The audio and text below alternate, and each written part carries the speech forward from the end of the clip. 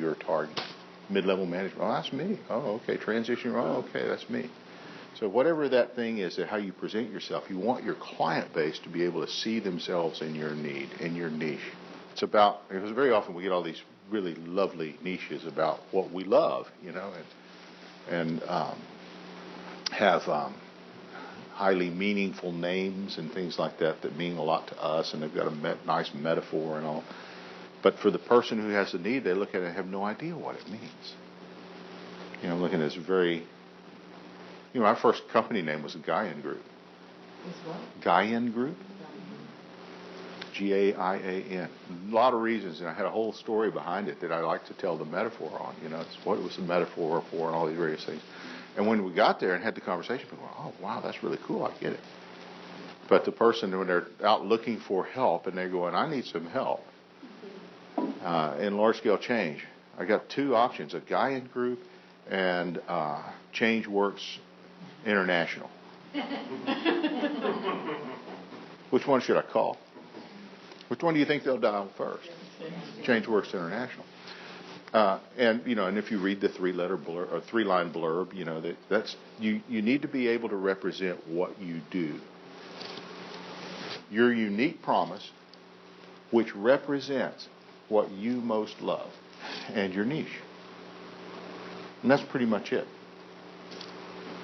And marketing people can fill all this in, and they'll start talking about demographics and keywords and all these other things. But for you got to be clear about these. Otherwise, a marketing person will steer you somewhere you don't want to be. The marketing material should represent this. Marketing people, when you give them this stuff, they go, oh, okay, we can work with that.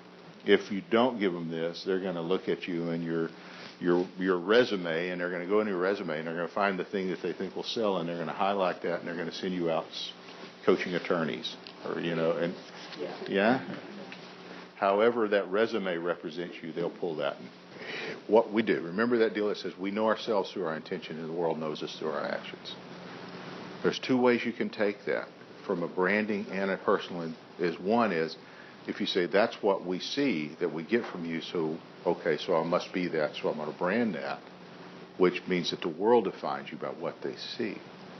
But if it's not who you are, if it's not your promise, your unique self, then the other thing you say is, how do I show what I love? How do I show what I want?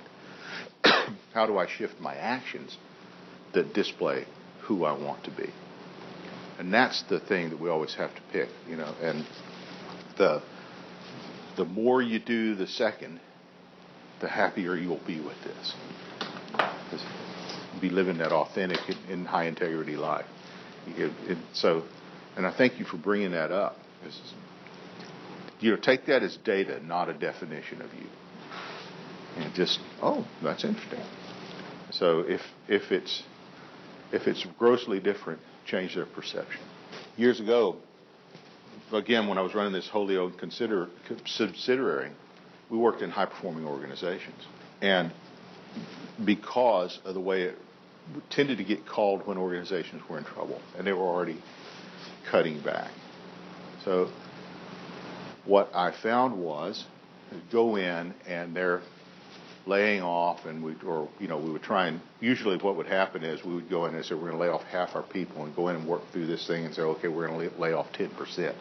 So you move it from half to 10% in the room, sometimes to none, that you actually get a turnaround from an organization design and OD perspective. But after about one or two of those, whenever I would show up, it's like, oh my God, we're cutting jobs. And that was an unintentional branding. And then another thing I learned working in the organization world, these meetings, the ROM meetings, resource optimization, where you go in and you restack all your people and then you get rid of 10% or whatever. I've been asked to go into those to help with their decision processes. Just be on the spot. Help us make tough decisions. Help us listen to each other because we know you're good at it. So the brand was, okay, I can help people listen to each other. Good, right? Mm-hmm. So if I go in there and do that, and I can help them make good decisions, and I walk out of the room, and people walking by the door go, oh, there's Jeff, the coach, coming out of the ROM. It's like, nope. You just tell me where it's going to be, and I'll be in another city. Because I am not going anywhere near it. I don't care how many days' work or anything it is. I will not go near it. I got branded with job losses years and years ago, and that's when I got the real high job cut DAR that says, how do I stay away from that? Because I can't, people won't trust you. Yeah. Got it. Certain consulting firms are. BCG. Yeah. Boston Consulting. They got a 20% cut model.